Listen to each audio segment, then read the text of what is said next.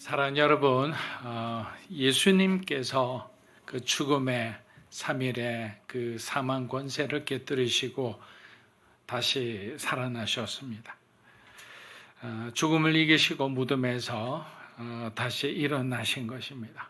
인류 역사 중에서 그 누구도 죽음에서 살아난 사람은 예수님께서 살리신 나사로와 예수님께서 기적적으로 살리신 사람들 외에는 그 누구도 없습니다. 그래서 부활은 바로 기독교 신앙의 중심이자 핵심인 것입니다.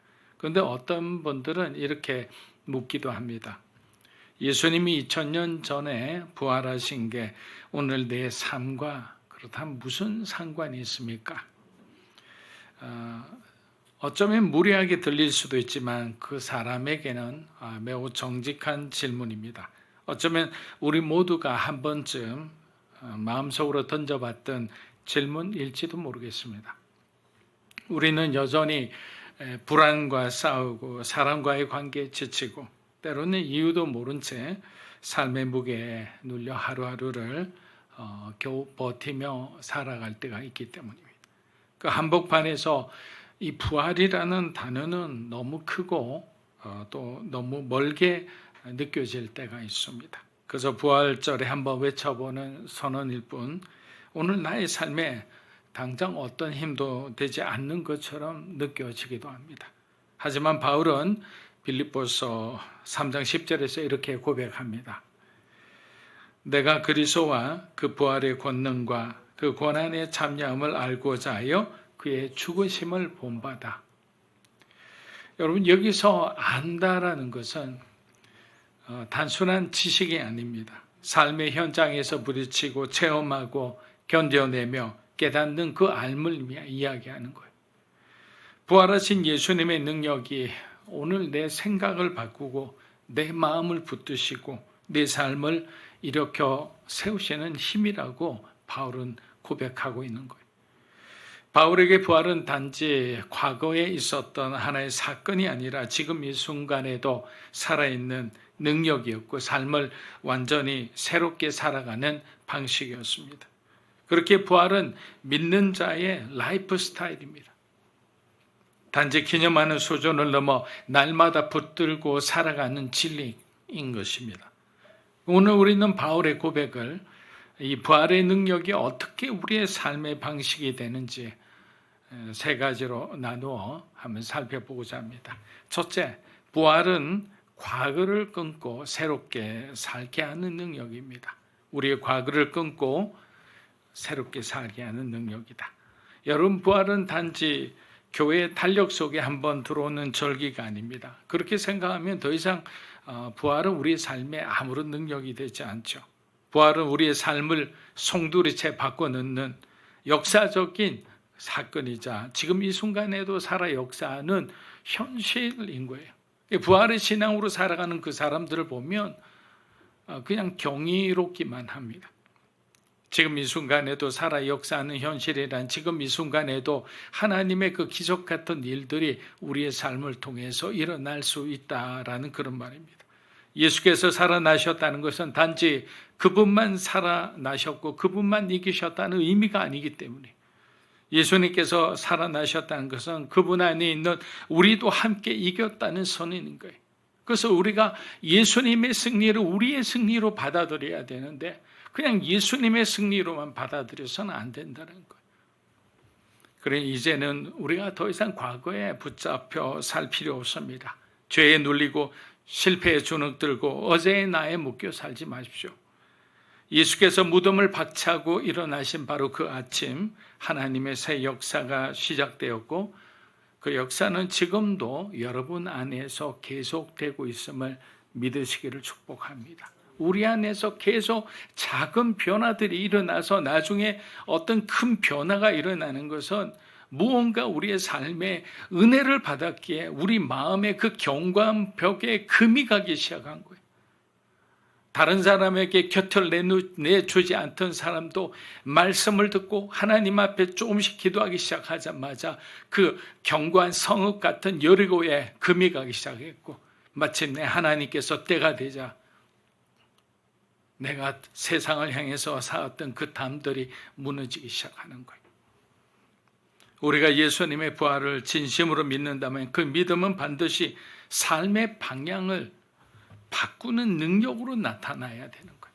그래서 우리가 성령 충만의 증거를 보면 변화와 성숙이라고 우리는 흔히 말합니다. 물론 그 증거는 기쁨이요 평안이요 감사의 삶으로 나타나지만 변화가 있는가? 내 삶이 성숙하고 있는가? 그러면 여기서 삶의 방향을 바꾸는 능력이라는 것은 기존의 내 삶을 내가 포기하고 내려놓을 줄 알아야 하는 거예요. 아무리 즐거워도, 아무리 매력적이라도 하나님이 원하시지 않는 길이라면 나는 그 길을 내려놓고 부활하신 주님께로 달려갈 준비가 되어 있어야 한다는 거죠. 그래서 신앙은 잠시 우리 마음을 그냥 달래주고 위로해주는 어떤 감정의 응급처치가 아니에요. 한순간의 다짐으로 끝나는 일시적인 우리의 어떤 결단이나 결심도 아닙니다. 참된 신앙은 복음의 능력이 실제로 우리의 생각을 바꾸고 우리의 습관을 바꾸고 우리의 삶의 방향을 바꾸는 진정한 능력이 된다는 거예요. 하지만 현실은 어떻습니까? 많은 신자들이 여전히 과거에 묶인 채 살아갑니다. 오래된 죄의 습관, 반복된 실패, 그로 인해 마음속에 자리 잡은 그 자기 정죄와 그 실패의 기억이 우리 마음속에 그림자가 되어 있는 거예요. 무엇을 할까 하면 이 그림자들이 서로가 모여서 합력하여 악을 이루는 거예요. 안 돼. 너는 그거 할 수 없는 거예요. 너 지난 날에 너의 행적들을 봐. 네가 말했던 그 모든 걸 봐. 그래서 과거를 계속 공격합니다. 우리의 기억을 공격하는 거예요. 내가 이런 죄까지 지었는데 하나님께서 정말 나를 용서하실까? 나에게 기회를 주실까? 이런 의문들을 붙들고 살아가는 사람들이 의외로 너무나 많습니다. 그러나 복음은 분명히 말합니다. 부활하신 그리스도 안에서 우리는 더 이상 과거의 사람이 아니다라는 거예요. 로마서 6장 4절 한번 읽어보겠습니다. 그리스도를 죽은 자 가운데서 살리신 것 같이 우리도 또한 새 생명 가운데서 행하게 하려 합니다. 여러분, 여기서 새 생명 가운데 행하게 한다라는 말은 단순히 우리가 도덕적으로 착하게 그렇게 살아간다라는 뜻이 아니에요. 우리의 삶의 주인이 바뀌었다라는 거예요.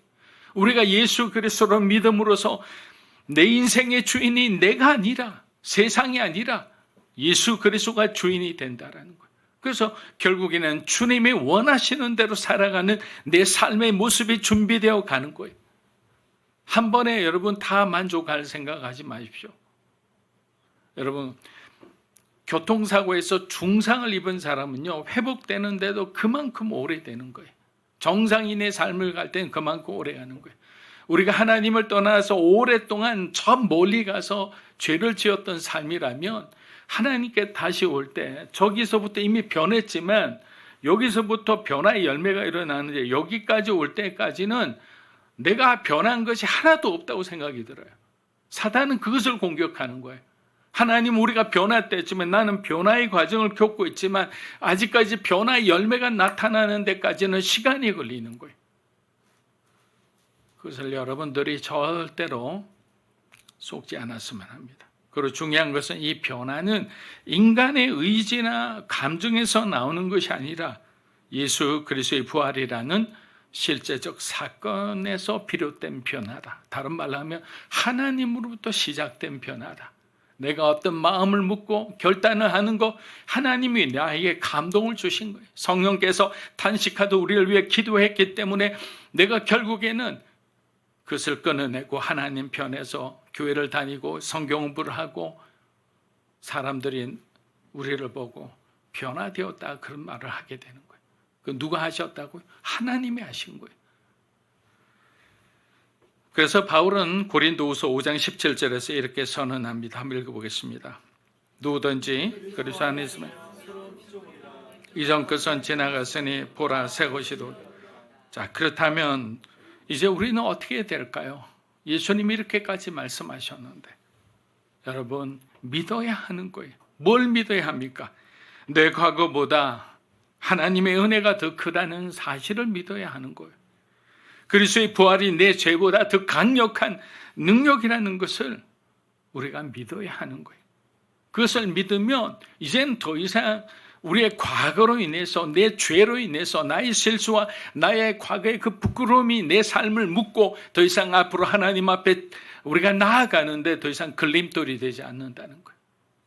여러분, 죄가 큽니까? 예수 그리스도가 더 크신 분입니까? 예수 그리스도잖아요. 사랑하는 여러분, 우리는 과거의 실수와 잘못으로부터 눈을 떼고 그리스도의 부활로 우리의 시선을 돌리고 고정해야 합니다. 부활은 우리의 죄를 지우는 어떤 고무지우개가 아닙니다. 그 죄를 정복하신 하나님의 능력이라는 거예요. 그리고 그 능력은 지금도 우리를 날마다 새롭게 하며 우리 안에서 계속 무언가를 위해 역사하고 움직이고 계시다라는 사실입니다. 둘째, 부활은 고난 속에서도 무너지지 않게 붙들어주는 내면의 힘이다라는 거예요. 고난 속에서도 무너지지 않게 붙들어주는 내면의 힘이다. 여러분, 고난 없는 인생은 없잖아요. 사실 어느 정도 살다 보면 고난이 끊임없이 찾아올 때가 있죠. 평탄한 삶은 없습니다. 믿음을 따라 산다고 해도. 오히려 주님을 여러분들이 열심히 따를수록 세상의 가치와 더 아주 격렬하게 충돌할 겁니다. 그래서 이 땅에서 마치 나그네처럼 홀로 그렇게 살아가야 할 때가 많습니다. 그 가운데 찾아오는 고난은 때론 우리의 믿음을 흔들고 우리 마음속 깊은 곳에 이런 질문이 올라옵니다. 이 고통 가운데 정말 하나님은 계신가? 하나님의 뜻을 따라 살아가는데 왜 하나님의 종의 삶에 하나님은 이렇게 고난을 주시는가, 아픔을 주시는가, 이런 상실을 주시는가? 이게 이제 우리가 말하는 그 신정론이라고, 하나님은 정말 선하신가, 하나님의 정의에 대해 묻는 거예요. 그게 신학의 가장 어려운 주제이자 질문입니다. 그러나 답은 명확합니다. 하나님 우리의 그 고난과 고통 가운데 함께하고 계시다라는 게 정답이죠. 고난을 지켜보고 고통을 지켜보시는 분이 아니라 그곳 가운데에서 우리와 함께 하시는 하나님이라는 것. 이유는 뭔가? 우리를 훈련시키기 위한 것, 우리를 준비시키기 위한 것, 우리를 죄로부터 우리를 빼내기 위해서 하시는 것, 뭐 여러 가지 이유가 있을 거예요. 여러분에 맞는 맞춤 훈련이기 때문이죠. 바울은 부활의 권능을 말하면서 동시에 고난의 참여함을 이야기하고 있습니다. 그는 부활이 고난을 없애는 마법이 아니라 고난을 견디게 하는 능력이 되는 것을 이야기하고 있는 거예요. 우리가 부활의 신앙으로 충만했을 때 고난이 와도 그 고난을 두려워하지 않고 고난을 믿음으로 이겨낼 수 있다라는 거예요. 여기서 우리는 한 사람을 떠올리게 됩니다. 여러분 잘 아시는 욥입니다. 그는 동방의 위인이라 불렸지만 하루아침에 모든 것을 잃은 사람이었습니다. 자녀를 잃고 재산을 잃고 건강을 잃고 심지어 아내마저 그를 절망으로 몰았습니다. 그러나 그는 그 깊은 어둠 가운데에서 이렇게 고백합니다. 얼마나 위대한 고백인지 모릅니다. 욥기 19장 25절 한번 읽어보겠습니다. 내가 알기에는 나의 구속자가 살아계시니. 여러분, 이것이 바로 부활의 신앙입니다. 뭐라고 했습니까? 자신의 눈에는 희망이 보이지 않았지만 나의 구속자가 살아계시니 라고 했잖아요. 그 신앙은 살아계신 하나님, 살아계신 예수 그리스도, 그분을 향하여 끊임없이 호소하고 기다리고 있는 거예요. 부활은 당장 고난을 없애주지는 않습니다. 하지만 그 고난을 헛되게 해주지 않습니다. 아픔을 지나 영광에 이르게 하는 하나님의 길이 되게 해주는 거예요. 그 고난을 견디고 아픔을 이긴 자에게 하나님은 영광을 주시는 거예요. 여러분, 부활이 없었다면 우리의 고통은 그냥 고통으로 끝났을 거예요. 그러나 예수님의 부활은 이렇게 외칩니다. 나는 죽음을 이겼고 너희도 이기게 될 것이다 라는 거예요. 아멘이십니까? 너희도 이기게 될 것이라고 약속하신 거예요. 로마서 8장 18절입니다. 생각한다 현재의 고난은 그러니 사랑하는 여러분, 가는 길에 눈물은 있을 수 있습니다. 상실도 있을 수 있습니다. 그러나 절망은 없습니다. 믿음의 그리스도인의 가는 길은. 왜냐하면 욥의 고백처럼 우리의 구속자가 살아계시기 때문이에요. 우리는 말씀만 믿자는 거예요. 말씀이 증거하는 대로 살자는 거예요. 내 감정에 충실한 사람은 자꾸만 그 감정에 따라 아침에 기분 좋았다가 점심에 낙심하고 저녁에 또 어디로 갈지 모르는 상태가 되는데, 여러분의 감정은 말씀보다 더 중요하지도 않고 더 우선돼서는 안 된다는 거예요. 그래서 부활은 우리의 버티는 힘이 아니라 하나님이 우리를 끝까지 붙드시는 능력이라는 겁니다. 마지막 셋째, 부활은 멈추지 않고 달려가게 하는 추진력이다. 멈추지 않고 미래를 향해 가게 하는 추진력. 자, 우리는 신앙의 여정을 달려가지만 늘 같은 속도로 달려갈 수 없습니다. 어떤 날은 가뿐히 막 달려가는 것 같지만 어떤 날은 한 걸음 떼기가 힘듭니다. 그래서 그냥 집에서 그냥 뒹굴뒹굴 누워서 그냥 그렇게 며칠을 보내는 사람들도 있습니다. 왜? 의기소침하니까, 희망이 없으니까. 그래서 이쯤에서 그냥 멈추고 싶다라는 마음이 들기도 합니다. 삶의 무게, 책임에 대한 부담감, 반복되는 실패, 예기치 않은 고난과 삶의 결핍감, 우리를 멈춰서게 하는 이유는 셀 수 없이 많아요. 그럴 때 우리는 말씀으로 돌아가 바울의 고백을 다시 듣게 됩니다. 빌립보서 3장 12절입니다. 내가 이미 얻었다 함도 아니요 온전히 이루었다. 그것을 잡으려고 달려가노라. 여러분, 바울은, 그 위대한 바울은 자신을 완성된 자로 보지 않았어요. 얼마나 겸손한 자신의 어떤 고백입니까? 이 정도 되면 우리는 다 우러러보고 가장 완벽한 하나님의 사람 중 한 사람인데도 그는 늘 부족하다고 생각했어요. 늘 배고파했습니다. 그는 여전히 달리고 있었고 자신의 열심이나 의지가 아니라 자신을 붙드신 예수 그리스도 때문에 오늘도 달려가고 있다고 표현합니다. 그렇습니다. 부활의 힘은 우리를 몰아세우는 힘이 아니라 지쳐 주저앉은 우리를 다시 일으켜 세우는 힘이라는 것. 그리고 이 고백은 바울 한 사람의 이야기가 아닙니다. 오늘 이 시대를 살아간 사람들 중에 이러한 고백과 간증은 너무나 많아요. 그 중에 한 사람을 여러분에게 소개시켜 드리겠습니다. 영화 불의 전차로 잘 알려진 에릭 리들은 1924년 파리올림픽 육상 금메달리스트이자 스코틀랜드 출신의 선교사였습니다. 그는 단순한 운동선수가 아니었습니다. 그는 하나님을 향한 믿음을 지키기 위해 자신의 주종목이었던, 계속 세계 선수권에서 금메달을 따면서 올림픽에서 가장 유력한 메달 후보였지만 결성 출전을 거부했습니다. 왜냐하면 경기 일정이 주일이었기 때문입니다. 그의 결정에 온 국민이 분노했습니다. 영국 언론은 그를 배신자라고 비난했고 왕자까지 나서서 설득했지만 그는 끝내 고개를 저었습니다. 내게 있어 주일은 하나님의 날입니다. 그 어떤 영광보다 하나님보다 앞설 수는 없습니다 라고 말했습니다. 그렇게 그는 올림픽 무대에서 물러나는 듯 보였습니다. 그러나 대회 중에 이상한 사건이 일어납니다. 400m 종목에 한 선수가 갑자기 결장하게 되고 그 빈자리에 에릭이 출전하게 됩니다. 여러분, 그 종목은 에릭의 주종목이 아니었습니다. 하지만 그는 출발선에 섰고 누구도 예상하지 못한 금메달의 주인공이 됩니다.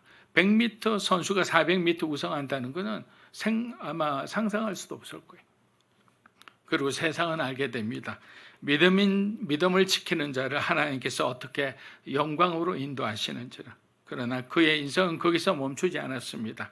그는 금메달보다 더 귀한 부르심을 따라 중국 선교사로 헌신합니다. 그리고 죽음을 앞둔 마지막 순간 한 아이에게 이렇게 고백합니다. 하나님을 위해서는 가장 좋은 곳으로, 가장 열심히, 가장 끝까지 달려야 해. 사랑하는 여러분, 그는 결성전을 통과하지 못한 것처럼 보였지만 하늘의 시선에서는 믿음의 경주를 누구보다 완주한 사람이었습니다. 그에게 부활의 능력이 없다면 이미 오래전에 멈췄거나 세상의 영광을 아마 취했을 겁니다. 사랑하는 여러분, 예수 그리스도는 죽음을 이기시고 다시 살아나셨습니다. 그분은 지금도 저와 여러분의 삶 속에 생생하게 살아계십니다. 그리고 그 부활은 단지 우리를 위로하기 위한 사건이 아닙니다. 그리고 그 영광을 위해서 하나님은 여러분을 다시 일으키시고 여러분을 통해 그리스도의 생명을 드러내고자 하실 겁니다. 예수님의 부활은 또한 과거의 이야기가 아니라 했습니다. 그 부활은 지금 우리 안에서 우리의 죄를 이기고 우리가 겪는 그 고난도 이기고 멈춘 걸음을 다시 달리게 하는 능력으로 역사하고 있음을 믿으시기를 축복합니다. 바울은 이렇게 고백합니다. 내가 그리스도 예수께 잡힌 그것을 잡으려고 달려가노라. 여러분도 그 믿음으로 부르심을 향해 달려가시기를 축복합니다.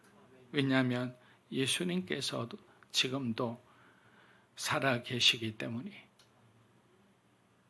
그리고 오늘도 그 영광스러운 주님이 우리에게 말씀하십니다. 요한복음 14장 6절 한번 읽어보겠습니다. 내가 곧 길이요 진리요. 그리스도의 부활은 우리를 다시 세우는 하나님의 능력입니다. 그리고 그 능력은 하나님의 영광을 위해 저와 여러분을 끝까지 인도하시리라 믿습니다.